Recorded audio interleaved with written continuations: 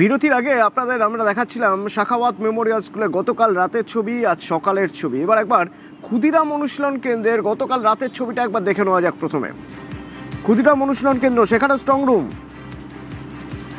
সেই স্ট্রং রুমে সেখানে দেখা গেল মুখোমুখি তৃণমূল বিজেপি। কেননা স্ট্রং রুমে কারচুপির অভিযোগ করছে তৃণমূল। ক্লোজ সার্কিট ক্যামেরার ফুটেজ দেখিয়ে প্রতিবাদে সেখানে অবস্থানে বসে পড়েন শশী পাঁজা, কুণাল ঘোষ। এরপর দেখা গেল বিজেপির তাপস রায়, সন্তোষ পাঠক, তারাও চলে যান ক্ষুদিরামে।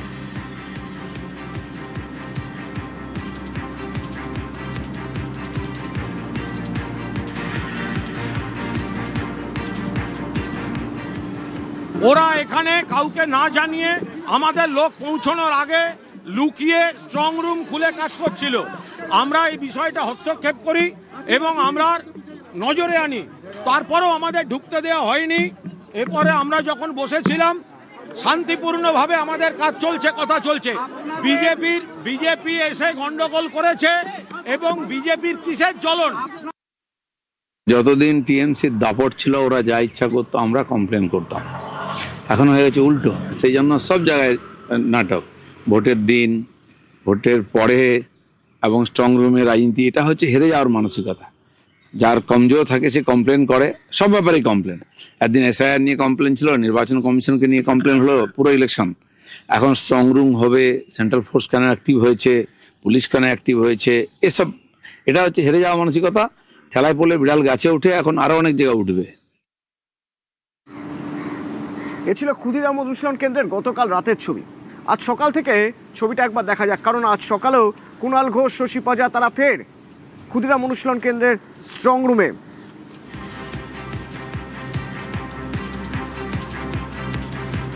সিসি ক্যামেরায় স্ট্রং রুমের মনিটরিং করছেন তারা এবং স্ট্রং রুমের অব্যবস্থা নিয়ে আজ সকালেও তারা সরব হয়েছেন।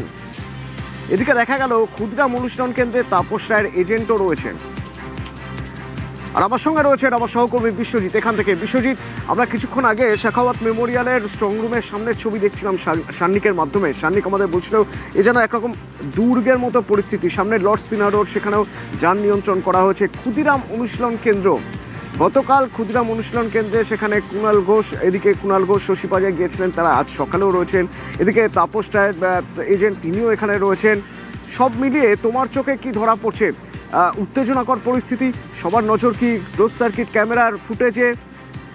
সিকিউরিটির অবস্থা কীরকম? দেখো, যে উত্তেজনাকর পরিস্থিতি গতকাল হয়েছিল, সেই ঘটনার পুনরাবৃত্তি যাতে না হয় সেই জন্যই কার্যত দুর্ভেদ্য দুর্গ। আমরা একবার ছবিটা দেখব যে গার্ডরেল রয়েছে, গার্ডরেলের পরে কেন্দ্রীয় বাহিনীর জওয়ানদের, দুই সারি কেন্দ্রীয় বাহিনীর জওয়ান, এবং কার্যত 8-9 ফুট উঁচু যে দুর্ভেদ্য দুর্গ তৈরি করা হয়েছে বলা যায়, যে ব্যারিকেড করা হয়েছে। এই ব্যারিকেড সাধারণত নবান্ন অভিযান বা বিধানসভা অভিযানের সময় কলকাতা পুলিশ ব্যবহার করে থাকে। আমরা দেখছি যে তালা ঝুলিয়ে দেওয়া হয়েছে, শেকল ঝুলিয়ে দেওয়া হয়েছে এবং একটি ছোট্ট মাত্র গেট রাখা হয়েছে। সেখান দিয়েই এই সময় শুধুমাত্র যে যারা ক্যান্ডিডেট তারা যেমন যেতে পারছেন, তেমনি ক্যান্ডিডেটের এজেন্টরা যেতে পারছেন। কিন্তু ডিইওর তরফে বা কমিশনের তরফে জানানো হয়েছে যে প্রতিটি বিধানসভায় প্রতিটি রাজনৈতিক দল 10টি করে কার্ড পাবে এবং সেই পরিচিতি পত্র থাকলে তবেই তাদেরকে ঢুকতে দেওয়া হবে। গতকাল পর্যন্ত যেটা হয়েছে যে রাজনৈতিক দলের প্রতিনিধি 4 জন করে তারা বসে থেকে দেখতে পাচ্ছিলেন, কিন্তু এখন বিধানসভা ভিত্তিক 2 জন করে ঢুকতে দেওয়া হবে।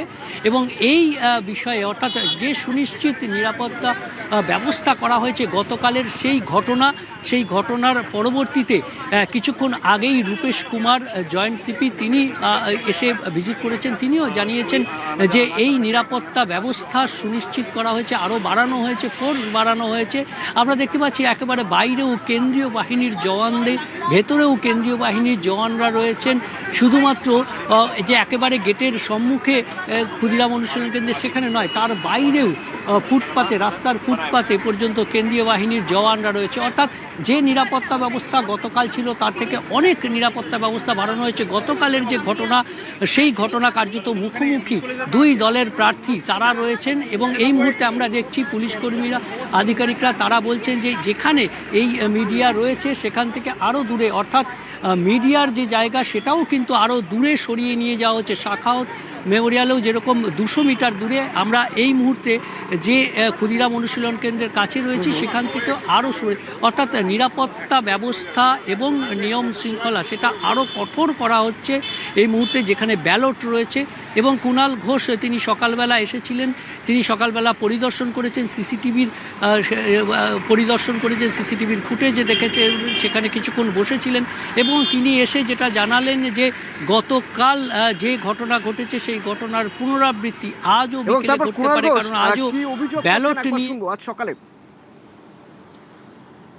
এটা তো একটা দুর্গ করে দিয়েছে। তার কারণ হচ্ছে কাউকে কিছু না জানিয়ে ভেতরে লোক ঢুকিয়ে কাজ করছে, ফলে সেটা আমরা প্রতিবাদ করেছি। সেই প্রতিবাদে ইসিরও জ্বলন হয়েছে, আর ইসি যাদের হয়ে কাজ করে, যাদের দলদাস, বিজেপিরও জ্বলন হয়েছে। কারণ তারা যে কয়েকটি ভোট এদিক ওদিক করার একটা হয়তো আশা করছিল, তো সেটা তৃণমূল প্রতিবাদে সেটা আটকে গেছে। এসব করে হবে না। বিপুল গরিষ্ঠতা নিয়ে তৃণমূল কংগ্রেস, মমতা বন্দ্যোপাধ্যায় ফিরে আসছেন। কমিশনের সিইও মনোজ আগরওয়াল কারচুপির অভিযোগ একেবারে উড়িয়ে দিলেন। স্ট্রং রুমে যে কারচুপি হচ্ছে, যে অভিযোগ তৃণমূল করছে, সেই অভিযোগ উড়িয়ে দিলেন। তৃণমূলের 2 প্রার্থী তারা অভিযোগ করেছিলেন, সিসি ক্যামেরার ফুটেজ দেখিয়ে অবস্থানেও বসেছেন Kunal Ghosh, Shashi Panja. Strong room close circuit ক্যামেরার আওতায় বলে দাবি কমিশনের।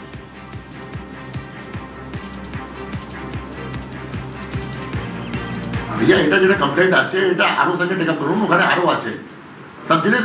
সিও তো আজকে করবে না, কোন কমপ্লেন্টটা সিরিয়াস আছে আমাকে দিন কমপ্লেন্ট। এটা আরো আছে, সব আছে, কোনো গাইডলাইন ফলো হবে না। He have to implement it.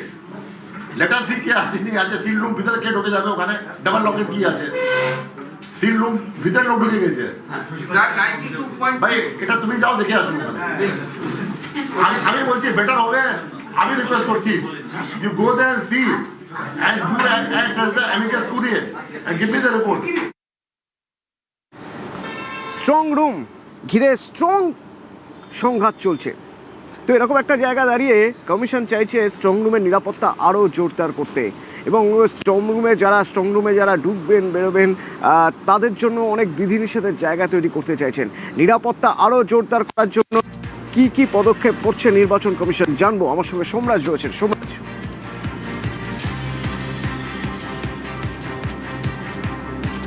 সংরক্ষণ নিরাপত্তা ব্যবস্থা আরো কড়াকড়ি করছে নির্বাচন কমিশন। রাজ্যের মুখ্য নির্বাচনী আধিকারিক মনোজ কুমার আগরওয়াল আমাদের জানিয়েছেন যে রিটার্নিং অফিসার বা অ্যাসিস্ট্যান্ট রিটার্নিং অফিসার মনোনীত একজন করে আধিকারিক স্ট্রং রুমের পাশে 24 ঘন্টা ধরে থাকবেন। তিনি নজরদারি রাখবেন এবং পাশাপাশি যারা ঢুকবেন বা বেরোবেন স্ট্রং রুমে কোনো কারণে, সেক্ষেত্রে তাদের অনুমতি নিতে হবে। এবং রিটার্নিং অফিসার বা অ্যাসিস্ট্যান্ট রিটার্নিং অফিসার মনোনীত যিনি সরকারি আধিকারিক থাকবেন, যিনি 24 ঘন্টা ব্যাপী থাকবেন, তার থেকে অনুমতি নিতে হবে, তবেই স্ট্রং রুমের ভেতরে ঢোকার অনুমতি পাওয়া যাবে। এমনটাই রাজ্যের মুখ্য নির্বাচনী আধিকারিক জানিয়েছেন। পাশাপাশি কেন্দ্রীয় বাহিনীর যে ঘেরাটোপ থাকে স্ট্রং রুমে, তুমি জানো স্ট্রং রুমে 30 স্তরীয় নিরাপত্তা থাকে, এবং সেখানে যে কেন্দ্রীয় বাহিনীর ঘেরাটোপ থাকে সেখানে কেন্দ্রীয় বাহিনীর পরিমাণ আরো বাড়ানো হচ্ছে প্রত্যেকটি স্ট্রং রুমের ক্ষেত্রে। এবং তৃতীয়ত, ভারতীয় ন্যায় সংহিতা আইনের 163 নম্বর ধারা জারি করা হচ্ছে প্রত্যেকটি স্ট্রং রুমের সংলগ্ন এলাকায়।